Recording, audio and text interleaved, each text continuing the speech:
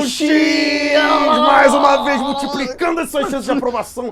Estamos aqui, a dupla Mendes Feitosa e Mendes, História e Geografia, um bate-bola para enobrecer o seu momento de se atualizar. Gente, olha só.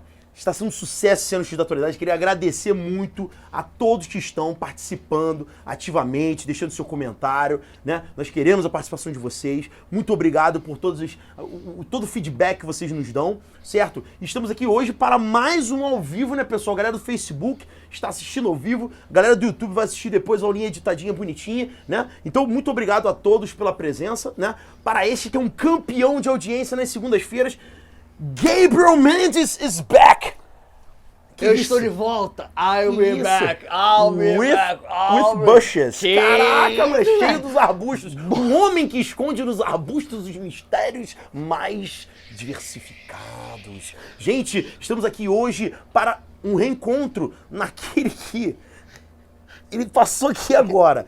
Eu vou só buscar ele, é um segundo, só buscar aqui pra você que estamos aqui no X da Atualidade. Hoje numa aula super especial sobre Coreia do Norte, uma ameaça. Título feito pelo nosso nobre diretor, que quis deixar algo no ar, algo, né, que sugerisse, que trouxesse algum tipo ali de dúvida. E vamos, né, na verdade, né, Biel? Falar hoje muito sobre Coreia do Norte para entender esse país, que é um país esquisito, né? Um país tretudo, né? Podemos dizer, gosta de uma treta e tem peito, né? Exatamente. Porque é um pedacinho, uma orelhinha da Ásia, mas vai dar trabalho assim. Eu gosto lá em Washington, né? Eu gosto de uma definição muito bacana de um profundo conhecedor da geopolítica contemporânea, chamado Whindersson Nunes, que ele vai dizer o seguinte: esse país é um país pró-paroxítono, né? Alô, galera que assiste meu canal! Então hoje a gente vai aqui desvendar todos os mistérios desse país que é chamado do eremita moderno. Olha, eu vou dizer, é um país que causa comoção, já arrumou treta com o senhor George W. Bush, já arrumou treta com o senhor Barack Obama, e agora parece que Donald Trump está peitando de volta, o negócio tá esquisito, tem submarino nuclear, tem muita coisa envolvida nessa história, mas vamos do começo, né? Porque, Gabriel Mendes, o pessoal precisa entender, esse país Coreia do Norte, né, aliás, tanto a Coreia do Norte quanto a Coreia do Sul são países jovens, né, Gabriel? Exatamente. Países que têm uma idade muito recente, né? Não chegam a ter 100 anos, na verdade datam do período ali pós-Segunda Guerra Mundial, né? E acho que a gente pode voltar até um pouco antes disso para começar a construir essa Coreia do Norte pra galera, A né? gente pode partir do século XX como o marco fundador desse processo aí de conflitos e disputas envolvendo essa região, que tem uma relação direta não apenas com os seus vizinhos aqui,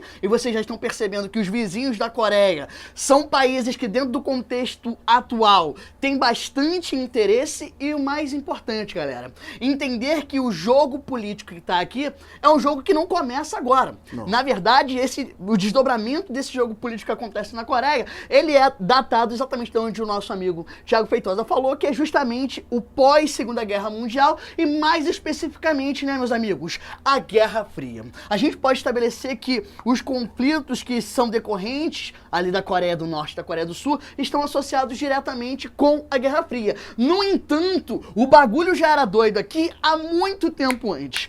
A gente não vai tão lá atrás assim, porque o objetivo não é esse. Mas se a gente quiser traçar aqui alguns movimentos de conflito entre esses países, entre essas nações, a gente pode voltar inclusive ao século XIV. Mas a gente não precisa ir tão longe, né? Mas, meus amigos, exatamente. Pegou de primeira, né? Só que uma coisa fundamental, é importante a gente entender que os processos aqui, eu adoro esses mapas porque tornam tudo mais didático, tudo mais próximo de vocês. Se a gente perceber aqui, a Coreia está localizada numa região extremamente estratégica, né, mestre? Sem dúvida. E, portanto, alvo de disputa dessas diferentes nações. O Japãozinho aqui já tentou invadir a Coreia em períodos anteriores e no século XX em dois momentos importantes. Uma primeira tentativa em 1911 e uma segunda tentativa em 1937. Importante a gente estabelecer aqui, meus amigos, que além do interesse japonês, existe aqui o interesse chinês. Muito importante. E aí o que a gente percebe é que, a partir desse entrelaçamento aqui de desejos e vontades de conquista dessa região, a gente percebe o desenrolar desses acontecimentos. No entanto, para a gente falar do caso específico da Coreia, a gente tem que justamente no ano de 1945, 1946, ali no finalzinho da Segunda Guerra Mundial, quando já estão acontecendo aquelas famosas conferências, né, mestre? Sim. Você, O mundo mais do se que... reorganizando, né? Exatamente. A gente estabelecendo uma nova concepção, uma nova divisão que vai levar justamente à formação da Coreia do Norte. E aí é muito simples, né? É só tu lembrar da tua aula sobre Guerra Fria, e tem várias aqui no Projeto X que tratam desse tema, para você entender que essa bipolarização coreana é, na verdade, um desdobramento de uma bipolarização a contexto mundial. Aí a gente percebe a Coreia do Norte sob influência da União Soviética e a Coreia do Sul sob influência dos Estados Unidos. Amigo, preste atenção numa coisa que eu vou te dizer agora para você entender lá no finalzinho da nossa aula. A Coreia do Sul é um dos países mais desenvolvidos do mundo, o 6º maior produtor de automóveis do mundo e o país que conseguiu o maior empréstimo junto ao FMI. Apenas 57 bilhões de dólares. E, amigo, isso não acontece à toa, não. Acontece porque os Estados Unidos têm um interesse total em se manter, em se perpetuar, em estabelecer relações nessa região. Não é isso, Thiagão? É importante frisar, né, pra gente não antecipar as coisas, entender o seguinte: essa área, pessoal, no período da Segunda Guerra Mundial, vai ser dominada pelo Japão. É importante construir essa ideia. O Japão, ele fazia parte do eixo e ele tinha uma política expansionista, assim como o Hitler e o Mussolini. O Japão, ele vai exercer nessa região continental da Ásia uma influência durante a Segunda Guerra Mundial. É importante frisar o porquê do Japão ter tanta busca na Ásia continental. A gente tem que lembrar que o Japão, pessoal, tem um território extremamente reduzido, de apenas 340 mil quilômetros quadrados aproximadamente. Isso, para você ter uma ideia, é um pouquinho maior do que 1/3 da região sudeste, ou seja, muito pequeno, né? Dominado em cerca de 70% do seu território por vulcões, com uma formação geológica associada à era Cenozoica, iniciozinho ali da Cenozoica, final da Mesozoica. E o que significa isso? Nos dobramentos modernos, nas formações geológicas mais recentes, onde não se formam jazidas minerais metálicas, né? A gente lembra que o Brasil é um país rico em recursos minerais metálicos porque ele tem uma geologia antiga. O Japão, ao contrário, a geologia dele é muito recente. Só que ele é vizinho de uma área que pega essa península coreana e o nordeste chinês, onde você tem a Manchúria, que é uma área extremamente rica em minérios. É uma área onde você tem reservas ali de ferro, reserva de carvão. E o Japão, para ter um crescimento ideal dentro da sua industrialização, da sua proposta, né, expansionista, precisava também desses recursos. A famosa Revolução Meiji, né, galera? Sem dúvida, não esqueçam, né? Que pega o século XIX, né? Ou seja, estamos voltando ao século XIX e o Japão, ele se catapulta a uma lógica aí de século XX, já tendo em mente que para ser uma grande potência ele precisava desses recursos. Então você vai ter uma série de incursões, uma série de guerras, né? Gabriel depois pode até pontuar algumas delas, até porque não é o objetivo da aula, mas só pra gente relembrar, que vão fazer com que o Japão exerça uma inimizade muito grande com o território asiático. Aí você entende hoje por que as relações da Coreia do Norte com o Japão são difíceis, porque a relação da China com o Japão é tão difícil, porque existe ali uma rivalidade histórica. Se a gente importante pegar, frisar, desculpa né? te cortar, mas é importante a gente perceber que o Japão, ele vai, no final do século XIX e no século XX, se envolver direto ou indiretamente com conflitos com todos esses países. Sem dúvida. Pega, por exemplo, o caso da guerra russo-japonesa. Sem Amigo, dúvida. é isso mesmo. Rússia e Japão, no início do Rússia século tá aqui, XX, né? o maior porque o pessoal país do fica achando mundo. que a Rússia tá longe. Cara, a Rússia tá aqui, ó, na fronteira com a Coreia do Norte, na fronteira com a China. A Rússia é um país de 17 milhões de quilômetros quadrados, é grande pra cacete. Vai dar uma ponta da Ásia até a Europa. É gigantesca a E Rússia. o Japão entra em conflito com essa Rússia no início do Sim. século XX. Muitos, na época, obviamente, acreditavam pelo gigantismo russo que seria uma vitória fácil dos russos. Pelo contrário, a Rússia entra num conflito com o Japão, perde, e isso alimenta ainda mais as animosidades naquela região. Seguindo Perfeito. adiante, se a gente pegar essa questão do Japão, por exemplo, na região da Manchúria, que é justamente uma região onde o Japão tenta, de forma cada vez mais intensificar sua ocupação para retirada de minérios, para ocupação territorial, para o processo de colonização efetivamente, a gente percebe como esses conflitos eles vão sendo cada vez mais alimentados. Sim. E engraçado que essas questões vão se desdobrar no caso coreano. Porque se a gente for avançar um pouco mais à frente, depois da Segunda Guerra Mundial, exatamente no ano de 1949, o que vai acontecer lá na China? A famosa chinesa com Mao Tse-tung. E isso é fundamental para a gente entender o caso coreano. Sim. Porque já influenciada a Coreia do Norte pelos ideais e de forma direta pela União Soviética, tomando um país vizinho, com características até parecidas do ponto de vista econômico, aquele processo agrário e tudo mais, vocês vão perceber que isso vai alimentar os partidários da esquerda na Coreia do Norte a iniciar um movimento revolucionário.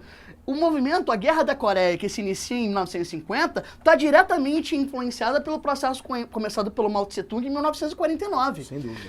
Tanto é que são os norte-coreanos que vão iniciar um processo de expansão territorial, de tomada aqui da região da Coreia do Sul. O objetivo dos norte-coreanos, sendo ali amplamente apoiados pelos soviéticos, era justamente ocupar a região da Coreia do Sul. Perfeito. E aí você entende o que, né, pessoal?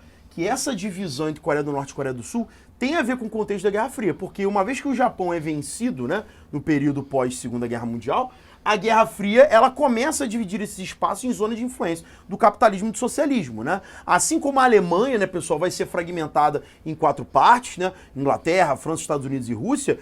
As regiões também ocupadas pelo Japão vão ser divididas também entre áreas de influência do capitalismo e do socialismo. E óbvio, né, pessoal, se a Rússia está tão perto dessa região, a China vai ser influenciada, como o Gabriel falou, por esse socialismo soviético. E a Coreia do Norte, ou seja, que não existia ainda como divisão Coreia do Norte, mas a parte norte da Coreia vai ter mais pessoas em afinidade com esses ideais, enquanto que a parte ao sul recebendo um apoio mais direto dos Estados Unidos. Sobretudo no importantíssimo plano Colombo, né, pessoal, que é um pacote geopolítico, financeiro, mas que é geopolítico, onde os Estados Unidos vão emprestar dinheiro para toda essa região aqui da Bacia do Pacífico se reestruturar sob uma égide capitalista. Lembremos do milagre japonês, né, pessoal, que vai começar a rolar pós-Segunda Guerra Mundial com o Japão, que é fantástico, né, a gente depois pode entrar nesse mérito, e também a Coreia do Sul recebendo esses investimentos diretamente. Tiago, por que esses investimentos não chegam na Coreia do Norte? Porque já existia um braço socialista na região, né, Gabriel? Então, na verdade, esse processo de ruptura, ele não é um processo um dia, os caras vamos dividir. Gradativamente, né, Gabriel, foi se construindo uma heterogeneidade aqui dentro, né, água e óleo, digamos assim, e isso tornou a divisão da Coreia uma realidade contínua, né, progressiva, né? Fundamental o que você falou. E pra gente entender a Guerra da Coreia em si, um conflito que muitos à época diziam que, assim como foi a Primeira Guerra Mundial, vai ser um conflito rápido, vai ser um conflito, né, que não vai dar em nada. No final das contas, a gente teve um saldo para mais de 2 milhões de mortos de um lado, para mais de 18 mil de um outro, e o que a gente percebe é que essa guerra, que dura 3 anos, de 1950 a 1953, ela tem um modus operandi muito importante, porque a gente tem a Coreia do Norte avançando com o apoio russo, e o que vai acontecer em seguida é muito maravilhoso. Os Estados Unidos, que obviamente tem interesse porque era uma zona de influência sua, não vai declarar guerra diretamente aos norte-coreanos ou o grupo ao norte. Ele vai invocar ali a ONU, e a ONU vai declarar guerra a esses partidários. Ou seja, uma fachada de Nações Unidas para poder tomar uma ação geopolítica importante. Só que você é um gênio e está pensando o seguinte, mas espera aí, essa decisão ela teria que ser levada em conta pelo Conselho de Segurança da ONU, que entre os seus membros tem justamente quem? A União Soviética, que naquele momento estava ausente do Conselho de Segurança. Então, se aproveitando dessa ausência dos soviéticos, o Conselho de Segurança da ONU chega a essa decisão, que é contra-atacar os socialistas do Norte. Até porque, só para construir essa ideia, né, pessoal, o Conselho de Segurança da ONU, na época, era formado pela Inglaterra, França, Estados Unidos e Taiwan. Vai falar, caraca, peraí, Taiwan, cara? O que Taiwan tem a ver? Porque Taiwan era a chamada China capitalista, né? É para onde o Kuomintang vai fugir pós-Revolução Chinesa, né? O Mao Tse-tung vai implantar o socialismo na China continental, e o Ocidente, obviamente, considera como China Taiwan. Cara, olha para Taiwan e olha para a China. A China é um país gigantesco. Você considerar Taiwan é uma obviedade relacionada à Guerra Fria. Ou seja, eu não queria ter nenhum tipo de influência oriental, leia-se socialista, dentro do Conselho de Segurança da ONU. Então são Nações Unidas, né, com um asterisco enorme do lado, né, mestre? Exatamente. Isso, né? E é claro que o grosso das tropas formadas pela ONU, obviamente, contavam com um poderio bélico norte-americano. Claro que sim. E isso permitiu que houvesse um contra-ataque. Só que nesse momento, no ano, exatamente já no finalzinho da Guerra da Coreia, a China, que até então não participava ativamente do apoio aos socialistas do Norte, passaram a apoiar. Muito importante. Por que eu tô falando isso? Pra gente entender um pouco o que aconteceu. A Guerra da Coreia não acabou. Teoricamente, a gente ainda vive essa guerra. Estamos vivendo Porque essa guerra. Nós tivemos ali no ano de 1953 a morte do Stalin, né? A ascensão do Khrushchev e aí uma nova política econômica por parte dos soviéticos, Sim. que vai ter fortes reflexos ali, e ao mesmo tempo a ascensão do Dwight Eisenhower nos Estados Unidos. Os dois com uma nova perspectiva. Ainda não é a questão da coexistência pacífica, que a gente já trabalhou em outras aulas, mas um momento de aproximação entre os soviéticos e os norte-americanos. Resultado, a Guerra da Coreia não vai ter um fim. Ela arrefeceu, né? Exatamente. Ela teve um armistício, mas que na verdade não se concretizou numa solução da guerra, né? E aí, Gabriel, você poderia mencionar a criação desse paralelo de 38 graus norte, né? Onde vai se estabelecer uma zona teoricamente neutra, né? Exatamente. Entre esses dois, né? E eu vou chamar a atenção para uma coisa que é muito importante, cara. E que às vezes a galera se confunde. Na verdade, a criação do paralelo 38, ele não ocorre no final da Guerra da Coreia. Na verdade, ele é estabelecido em 1945. Justamente na criação dessas zonas de influência soviética e norte-americana. Ou seja, na verdade, naquele desenhar ali pós Segunda Guerra Mundial. Exatamente. Inclusive, os historiadores até apontam que a região onde está o paralelo 38, nós temos de fato a última muralha que representa a Guerra Fria. A zona mais militarizada do mundo, é importante que a gente ressalte isso, e o país, a Coreia do Norte, que é o país mais militarizado do mundo. Sem dúvida. E por que eu tô te dando essa informação? Porque para você entender o papel da Coreia do Norte no mundo contemporâneo, você tem que entender esse poder bélico. E como a Coreia do Norte utiliza esse potencial bélico, que aqui no nosso mundo ocidental, a gente tende até um pouco a ridicularizar, de achar que é demasiado. Folclórico, né? Mas né? não, eles utilizam muito esses artefatos militares e nucleares, que vão desenvolver mais à frente, justamente para conseguir as suas garantias políticas, não é isso? Então o ano de 53 ele vai ser um marco nesse sentido. Ele não vai marcar o fim, mas um armistício que se mantém até hoje e cada vez mais na corda bamba, e isso vai representar uma mudança também, porque cada vez mais a gente vai ver o enfraquecimento da União Soviética, ou seja, a influência da União Soviética na Coreia do Norte diminui, mas por outro lado a gente vai ver cada vez mais a influência da China naquela região. E aí a pergunta, né, talvez o título dessa aula tivesse que ser: a Guerra Fria realmente acabou? Porque é o que acaba sendo um grande questionamento. A gente vai dar uma pausa agora para a vinheta, pessoal, e voltamos em seguida para continuar a falar dessa aula que está bastante proveitosa, acho que todos estão gostando. Um forte abraço. Essa vida de trabalho corrido é sempre uma loucura e nunca dá tempo da gente se atualizar. Mas você tem uma oportunidade de agora estar ligado nas maiores novidades do mundo moderno. Às quartas-feiras, no canal do YouTube do Projeto X, nós temos o X da Atualidade, o programa que substitui esse jornal que você nunca consegue ler. E às quintas-feiras, no Periscope, esse programa é gravado ao vivo, às 7h30 da noite, com direito a chat. Fica ligado com a gente, pessoal. Vem se atualizar.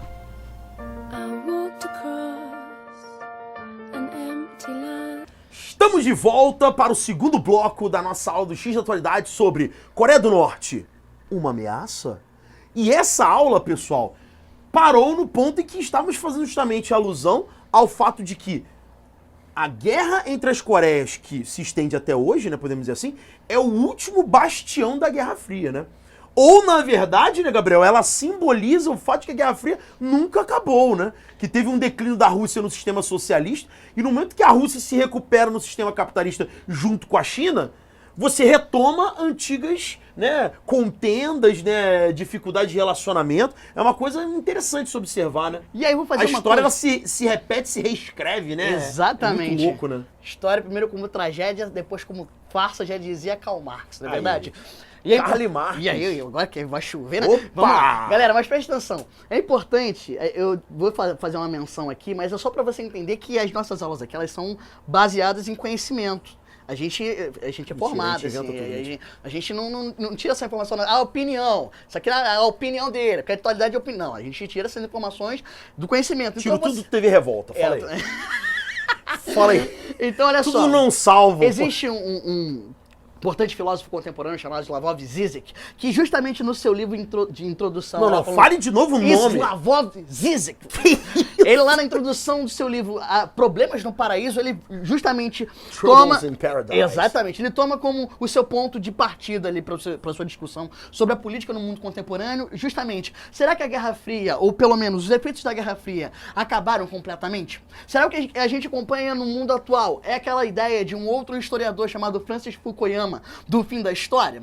Ou a gente consegue observar no mundo contemporâneo, no mundo atual, ainda desdobramentos e reflexos desse conflito, que foi um conflito bastante largo, e um conflito que a gente observa até os dias atuais como tendo reflexos fundamentais na nossa vida. Então, a gente estuda. Tá? A gente estuda mesmo. Cara, e assim, isso é uma parada que eu e Gabriel, né, e a gente fala isso todas as aulas.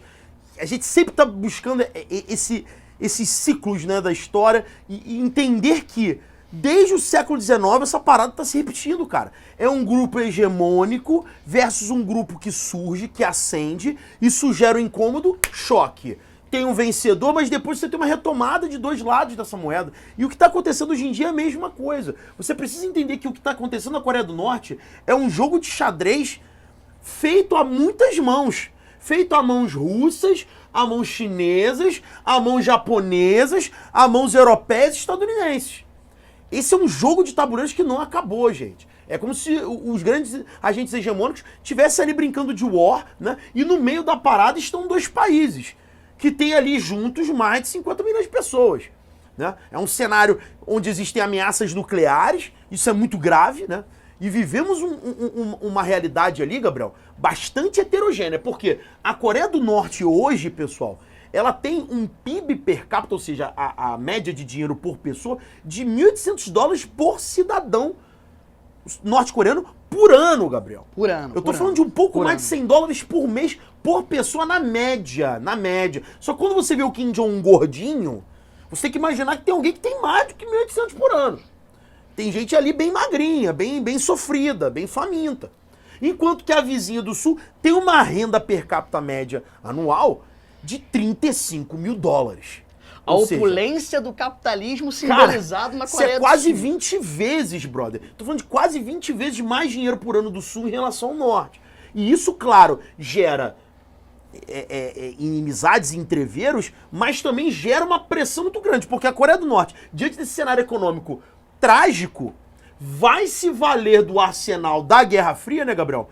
Para poder fazer chantagens internacionais constantemente. E essa é uma prática que os três grandes ditadores da Coreia do Norte, o avô, o pai e agora o filho, né, os Kims, né, digamos assim, como a gente chama, eles exercem o mesmo papel. Olha só, eu tenho um arsenal aqui, eu posso dispará-lo, e vocês, o que farão?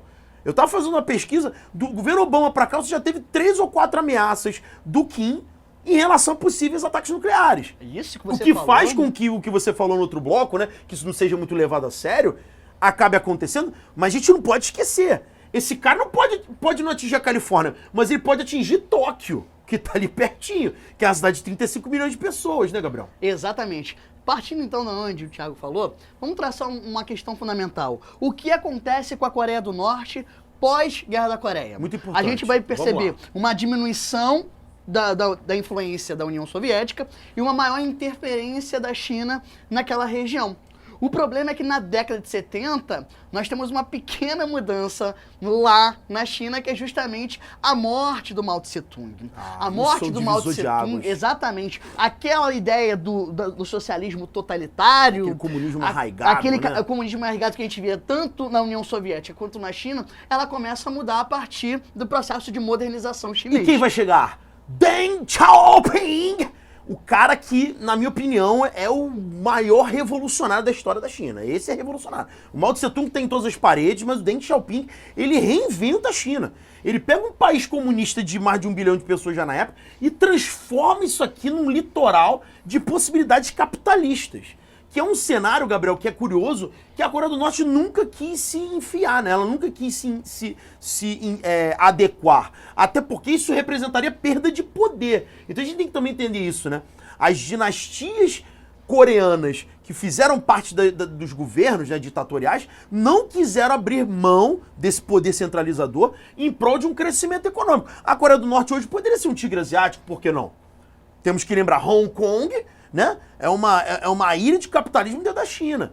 Xangai, temos várias províncias ultracapitalistas e dinâmicas economicamente dentro da China, e a Coreia do Norte não seguiu o mesmo passo. Sabe, né? para pensar que o modelo norte-coreano, ele ficou muito rígido, porque o Kim Il-sung, que foi o primeiro dos ditadores, avô, né? ele permaneceu de 1948 a 1994. Nossa. Ou seja, ele estava completamente influenciado pelaquela concepção do socialismo real, né? Pós-Segunda Guerra Mundial. Exatamente. Né? O famoso socialismo real, o socialismo stalinista.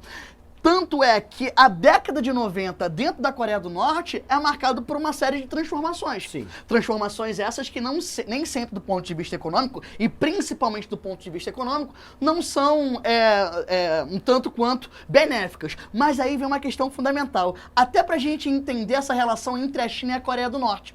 Por mais que a China tenha mudado a sua postura econômica, adotando algumas características do capitalismo, Sim. o que a gente comumente chama de socialismo de mercado, a gente vê que os chineses têm interesse em manter essa relação na Coreia do Norte, tal como, eu vou fazer aqui uma analogia bem rasa, mas para ficar claro, como se a Coreia do Norte fosse seu cachorrinho. E é que chega aquele momento, só que é um cachorro que pode ser um Rottweiler. Então a China utiliza a Coreia do Norte como um elemento para argumentos dentro dos debates políticos daquela região. E também para desestabilizar o Ocidente, né? Para gerar uma pressão sobre o Ocidente. Sendo ela, a China, tão relacionada com o Ocidente, em termos diplomáticos e econômicos, a China não pode tomar algumas posturas mais radicais, né? Agora, a Coreia do Norte pode, né? Porque ela se utiliza sempre desse trunfo nuclear, né? E do respaldo chinês. Então, a gente precisa até analisar, né, Gabriel? Quando Pequim diz que eu vou ser mais dura com Pyongyang, né, que é a capital da Coreia do Norte, eu vou ser um pouco mais rígida, e o Trump aplaude essa postura, isso é um jogo de blefe, né? Porque, na verdade, dizer que a Coreia do Norte é intempestiva por conta própria, isso é ilusório, né? E uma questão muito interessante que você está falando, porque, por exemplo, os treinamentos militares da Coreia do Norte muito menos são dirigidos à Coreia do Sul, que seria o seu inimigo mais próximo, e muito mais voltados para o Japão. Os foguetinhos da Coreia do Norte, ó, sempre passam aqui em cima, ó, sim. Sempre passando aqui por cima. Isso deixa o Japão arrepiado, até porque o Japão, historicamente, né, foi assolado por 2 bombas nucleares, ou seja, o Japão, que é um país que vai ser desmilitarizado pós Segunda Guerra Mundial, né, é uma das sanções de guerra que ele sofre, cobra da OTAN a postura. Pô, vocês me proibiram de ter exército, vocês me proibiram de ter armas, então vocês tomam a postura. Essa é a questão que é importante, né? E que incomoda bastante a China também, né? O Japão, ele tem a premissa de ser uma potência econômica importante para o Ocidente, e nos momentos que ele sofre essas ameaças, ele recorre ao Ocidente, fala, cara, aí, como é que vai ser? E aí, obviamente, os debates começam a ganhar um calor um pouco maior, e é por isso também, Gabriel, que muitos dos recursos que a Coreia do Norte obtém quando faz essas chantagens com esses testes nucleares, vem da Europa, né? E vem dos Estados Unidos. Porque o Ocidente sabe que é preciso dar um bife pro Rottweiler ficar calmo, né? E parar de latir, né? E aí a questão fundamental é o seguinte, pós-queda da União Soviética, principalmente, que seria ali o fim da Guerra Fria, Sim. Qual é a situação da Coreia do Norte? Uma situação de extrema miséria. Sem dúvida. A gente vê a população, e há inúmeros atualmente, hoje com maior facilidade, né? Maior facilidade não, mas com o desenvolvimento do aparato tecnológico, as tecnologias acabam entrando. Claro. De documentários feitos dentro da Coreia do Norte, lembrando, o país mais fechado do mundo, que mostram a realidade da população norte-coreana.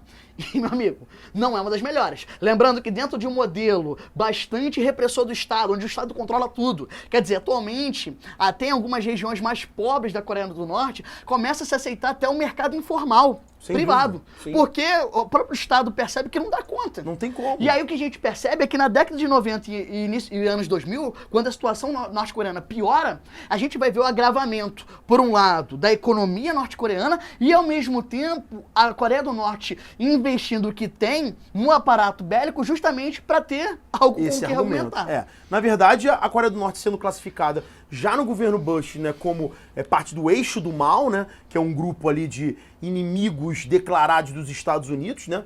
O pai do Kim Jong-un, né, ele vai ser muito utilitário desse modelo, porém não governa tanto tempo quanto seu antecessor, né? O avô, ele governa de 48, como o Gabriel falou, até 94. Ele vai ficar ali de 94, a morte do seu pai, até 2011, né? E aí o nosso amigo fofinho, Kim Jong-un, né, com aquela carinha dele de neném, em 2011 pra cá, ele tem que assumir o poder, muito jovem, né, o que já lhe rendeu, inclusive, elogio de Donald Trump, né? Trump como um bom negociante, né, um bom marqueteiro, um bom empresário, né, ele bate e depois assopra, né, ele lança mísseis, né, na fronteira da China com o Afeganistão, mas ao mesmo tempo ele diz que assumir um governo tão jovem como o Kim Jong-un teve que fazer é algo, né, heróico, que deve ser apreciado, né? Nesta semana, Condoleezza Rice, ex-secretária de Estado dos Estados Unidos, fez o mesmo elogio, ou seja, o Ocidente anda em ovos, né? Eles sabem que o Kim Jong-un tem um poder relativo muito grande.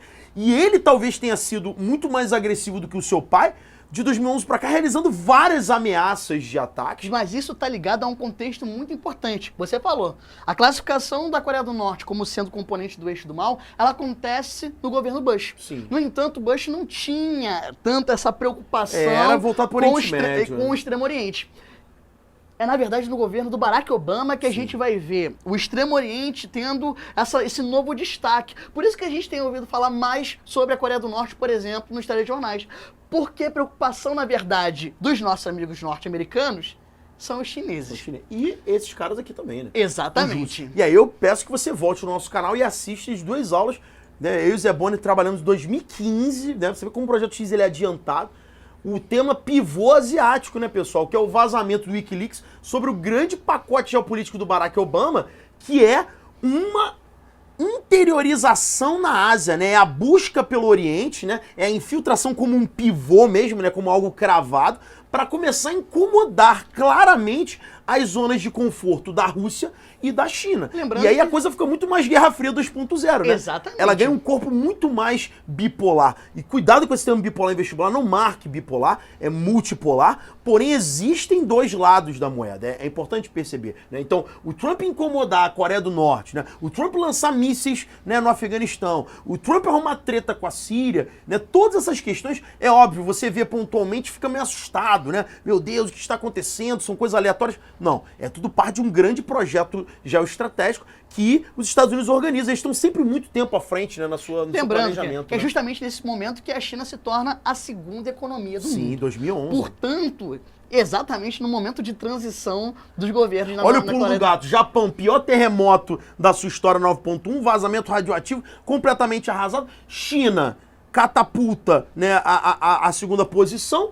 Um novo governante na Coreia do Norte. Então a China agora, cada vez mais país central dentro do capitalismo, utiliza a Coreia do Norte como seu braço agressivo, né? E um Japão muito ao quebrado não tem condições de reagir. Por isso que a China se aproxima mais com a Rússia, com a Coreia do Norte, para tentar cada vez mais repelir, né, essa presença ocidental capitalista ali na região, né? Importante né? a gente dizer o seguinte, a gente vai perceber que é justamente nessa época que a gente vê a Coreia do Norte se organizando de uma forma cada vez mais bélica, com um discurso cada vez mais bélico, porque ele utiliza esse discurso justamente para conseguir o mínimo para que a população norte-coreana sobreviva. E aí vem uma questão fundamental. Né? Exatamente. Vem uma questão fundamental que o aluno, às vezes, na aula sempre pergunta isso. Ah, professor, mas eu ouço falar que a Coreia do Norte talvez tenha armas nucleares. Tem ou não tem? É a pergunta. Amigo, já está provado. É claro que tem. Eles têm. Eles fizeram testes? Eles já fizeram bastante teste É. e tem bastante informação, inclusive afirmada pelo próprio governo norte-americano de que eles têm esse Sim, armamento. sem dúvida. E é justamente utilizando essa argumentação nuclear, bélica, que a gente vai perceber também que esse país ele tem uma posição ali que ainda é uma posição que merece um certo receio, um certo ressabio por parte das potências ocidentais. É, e muito cuidado com você gosta, né, dos arautos do apocalipse. Ah, porque a Terceira Guerra Mundial vai começar agora. Pessoal, é muito improvável porque essa região é a região mais importante do mundo economicamente falando, é a Bacia do Pacífico, onde você tem mais fluxos comerciais no planeta, né? Se você começa aqui um cataclisma nuclear, isso vai afetar os Estados Unidos, isso vai afetar a Europa, não somente os países asiáticos, é importante ressaltar isso. O Japão ele vai ser o primeiro a ser destruído, né? Então é algo que é uma posição muito frágil. Então, na verdade, vira esse caldeirão que gera muitas notícias e preocupação e iminência de guerra, mas é aí nesse momento que as negociações surgem, né? O Trump já disse que quer receber o Kim Jong-un para conversar, né? Aliás, o Trump ele tem uma aproximação hoje muito peculiar com governos ditatoriais, né? Ele quer ser amigo do Putin, que é um cara que está no poder na Rússia há muito tempo. Agora se aproxima de Filipinas e Indonésia, onde, né, os caras lá quebram pau, governos altamente autoritários, totalitários, e agora ele quer ser amigo do Kim Jong-un. Então, você percebe que existe a paulada, mas ao mesmo tempo existe uma aproximação diplomática, né? O Trump, ele é muito hábil nessa lógica de bater, retornar, dizer que é anti-globalização, mas quer fazer parcerias econômicas, dizer que vai atacar e gerar uma guerra, mas ao mesmo tempo fazer acordo de negociação de paz. Então é uma coisa peculiar, né, Gabriel? Pra gente concluir aí. Exatamente, pra gente concluir, pra ficar muito claro como é que os Estados Unidos, ou por que os Estados Unidos têm tanto interesse nessa região, maior produtor de navios do mundo. Sem dúvida, Coreia do Sul. Sexto maior produtor de automóveis do mundo. Onde tem a famosa Samsung, conhece? Kia, Tecnologia, Hyundai, né, Ou LG. seja, uma região que tem um potencial econômico muito grande. Sem dúvida. Foram investidos aqui em 1997, na maior crise da Coreia do Sul no século XX, 57 bilhões de dólares. É óbvio. Os governos Essa área não sul-coreanos pode cair nunca. são tão instáveis quanto o norte-coreano. É. Já tivemos ditaduras, já tivemos governos sendo derrubados. A gente acabou de ver o caso da primeira-ministra. A primeira-ministra foi retirada por corrupção, Exatamente. né? Exatamente. Então, mas é um país que é um tecnopolo, né? É o maior consumidor de tecnologia hoje da Ásia, é o maior produtor de tecnologia da Ásia ao lado do Japão. Então, é uma área muito sensível, né, para o Ocidente, né, Gabriel? É uma área importante de ser percebida. E é óbvio, uma área tão delicada nunca vai ter uma ação do Ocidente destemperada, não pensada, agressiva, né? Mas é óbvio, o discurso oratório, tudo é uma negociação, tudo é um jogo, tudo isso é um grande tabuleiro, né? Onde você tá ali jogando cartas, blefando, vendo quem cede primeiro ou não. E o grande lance do Kim Jong-un, que apesar dele ser jovem, é que ele se mantém firme na postura. E isso deixa o Ocidente, né? Exatamente. Atravessado com ele na garganta, né, Gabriel? E aí, qual vai ser o resultado disso?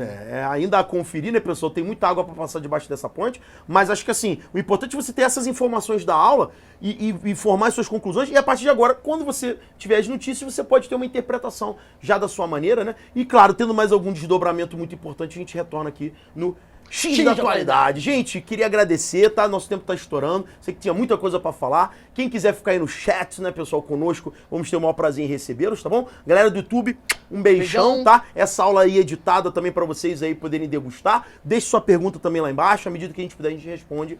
Um Beijos! beijo e até a próxima. Valeu!